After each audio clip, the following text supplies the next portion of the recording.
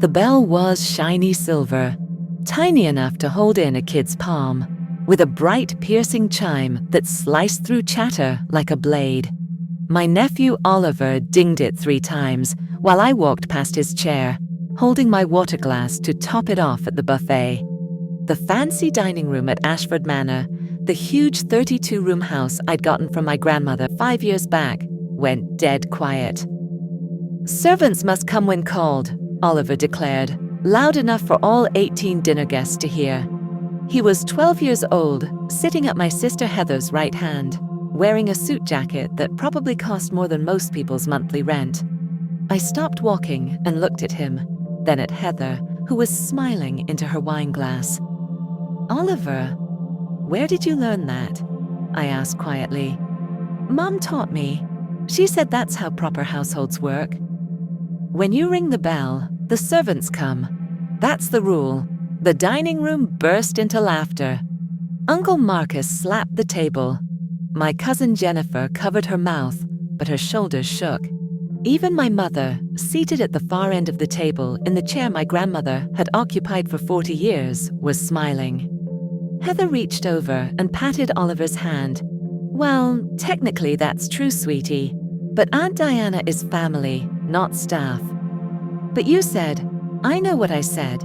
Just maybe don't ring the bell of family members." She glanced at me, still smiling.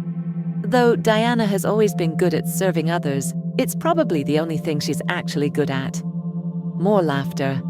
I looked around the table at my extended family, 17 people who thought they were dining in my sister's mansion, who believed Heather had inherited Ashford Manor from our grandmother, who had no idea that I'd been the sole beneficiary of grandmother's entire estate. I set my water glass down on the sideboard, walked to the foyer, collected my coat, and left without saying a word.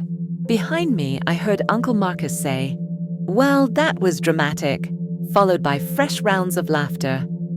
I sat in my car for a moment, hands steady on the wheel. Through the lit windows of the dining room, I could see the dinner party continuing. Heather was standing now, probably telling some story. Everyone was laughing. I drove to my actual home, a comfortable townhouse 20 minutes away, and sat in my home office, looking at the file cabinet where I kept all the property documents for my various holdings. Ashford Manor was the crown jewel, a historic estate on 40 acres, purchased by my great-grandfather in 1923, worth approximately $8.5 million in current market value. My grandmother had left it to me with explicit instructions in her will. Diana has always understood the true value of family and home. She will protect Ashford Manor as I did. Heather had been furious when the will was read. She'd expected to inherit the estate. She'd always been grandmother's social granddaughter, the one who attended charity galas and garden parties. She'd assumed that translated to inheritance. When she learned I'd inherited everything, she'd been devastated, until I made her an offer. Live at Ashford Manor rent-free, maintain it, enjoy it. I didn't need the space. I preferred my townhouse, and I wanted the manor occupied and cared for. "Really?" she'd said, her eyes lighting up. "I can live there. As long as you want. It's our family home. You should be able to enjoy it." She'd moved in within a month. That was 4 years ago. Over time, she'd apparently convinced herself and everyone else that she owned it. She hosted charity dinners, garden parties, holiday gatherings. She told people my estate and my manor, and no one, including me, had corrected her. Until tonight, when her 12-year-old son rang a silver bell at me and announced that servants must come when called. At 9:34 p.m., my phone buzzed. "Heather, learn respect." 2 words. Not, "I'm sorry, Oliver was rude." Not that was inappropriate. Just a command, learn respect. From a woman living in my house. Hosting dinners with my furniture. Keeping up her social status using my property. I typed back, "Check your mail." Then I called my attorney. "Patricia, it's Diana. I need an eviction notice, prepared for Ashford Manor. Tonight, I want it delivered by courier within 3 hours. Diana, that's your sister. Are you sure about this? She taught her 12-year-old son to ring a servant bell at me in my own dining room, then texted me to learn respect. Yes, I'm sure. She has no formal lease. She's been living there as my guest for 4 years. No rent, no lease agreement, nothing in writing. Then, legally, she's a guest who's overstayed. I can have the notice ready in an hour. But Diana, without a lease, eviction timelines vary. In this state, you'll need to give her at least 30 days. I know, but I want her to receive the notice tonight. I want her to wake up tomorrow, knowing that her time at Ashford Manor is over. I'll have a courier there by midnight. At 11:47 p.m., I received a text from the courier service. Document delivered to Heather Morrison at Ashford Manor. Signed for by recipient. 3 minutes later, my phone rang. Heather. I let it ring through to voicemail. She called again. Again? By midnight, she called 9 times. At 12:14 a.m., a text. What the hell is this notice? I replied, exactly what it says. You have 30 days to vacate Ashford Manor. Heather, this is a joke. You can't evict me from my own house. Me? It's not your house. It's mine. Grandmother left it to me. You've been living there as my guest. Heather, that's not true. You said I could live here as long as I wanted. Me? I did. And now I'm revoking that invitation. You have 30 days. Heather, because Oliver rang the stupid bell? You're kicking me out over that? Me, because you taught your son to ring a bell at me and announce that servants must come when called, in my own home. Then texted me to learn respect afterward. Yes, that's exactly why. 3 minutes of silence. Then, Diana, please, this is my home. Oliver goes to school here. I host charity events here. Everyone thinks this is my house. Me? Everyone thinks it's your house because you told them it was. You've been pretending wealth and status using my property for 4 years. That ends in 30 days. Heather, where am I supposed to go? Me? I don't know. But you have a month to figure it out. And Heather, you might want to start by teaching Oliver that not everyone is his servant. It turned off my phone and went to bed. The next morning, my mother called at 7:15 a.m. Diana, what on earth is going on? Heather called me hysterical at 2 in the morning, saying you're evicting her from Ashford Manor. That's correct, you can't be serious. That's Heather's home. No, Mom, it's my home. Grandmother left it to me. Heather has been living there as my guest. Silence. But Heather said Grandmother left it to her. Heather lied. The will was very clear. I inherited the estate. I allowed Heather to live there because I thought she'd appreciate it and care for it properly. Then why are you evicting her now? I told her about the dinner. About Oliver ringing the bell. About servants must come when called. About Heather's text telling me to learn respect. Mom was quiet for a long moment. Oliver rang a bell at you? Yes, like I was a servant. In my own dining room, while 17 people laughed, and Heather just smiled and told everyone, I'm good at serving others. It's all I'm good at, apparently. Oh, Diana, I've let Heather live in an $8.5 million estate, rent-free for 4 years. I've paid the property taxes, the insurance, the maintenance costs.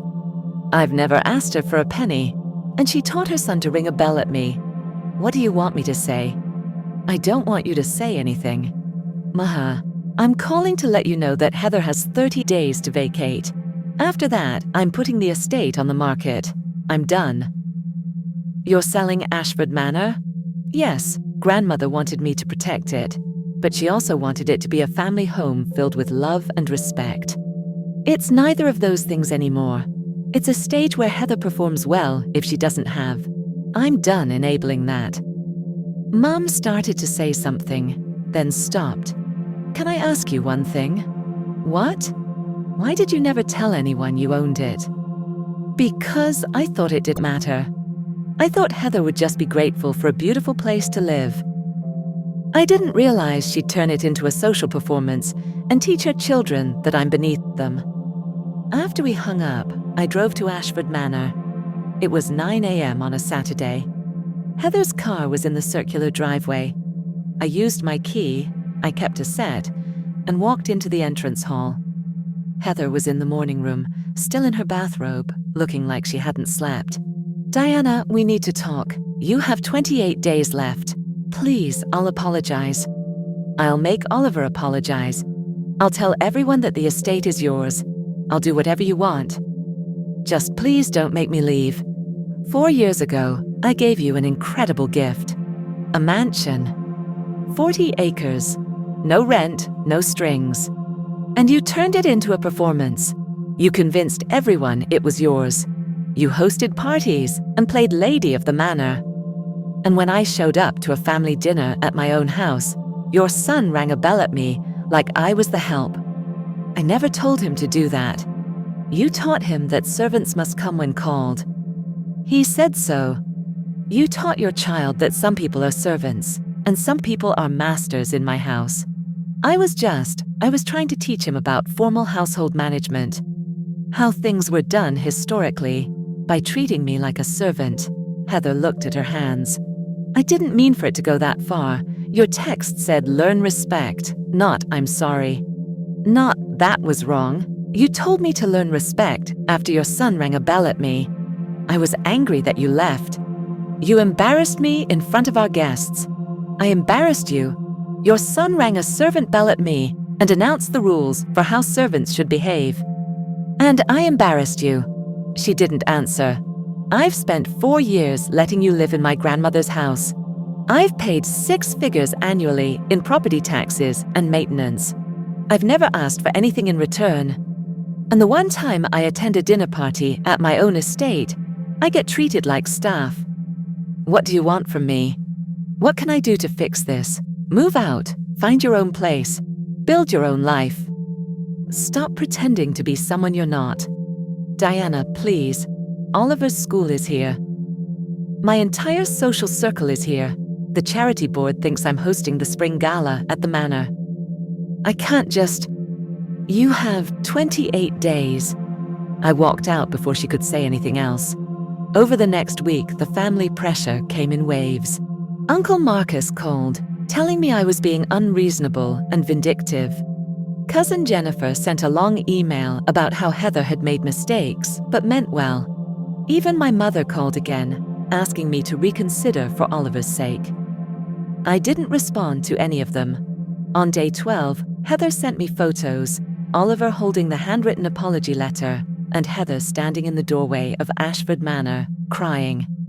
I deleted them without responding. On day 23, my attorney called. Heather's lawyer contacted me. They're asking for a 90-day extension. She needs more time to find a place, no extensions. Diana, she has a child. The schools. She has 7 days left. If she's not out by day 30, we proceed with formal eviction through the courts. No extensions. On day 29, a moving truck appeared at Ashford Manor. On day 30, Heather was gone.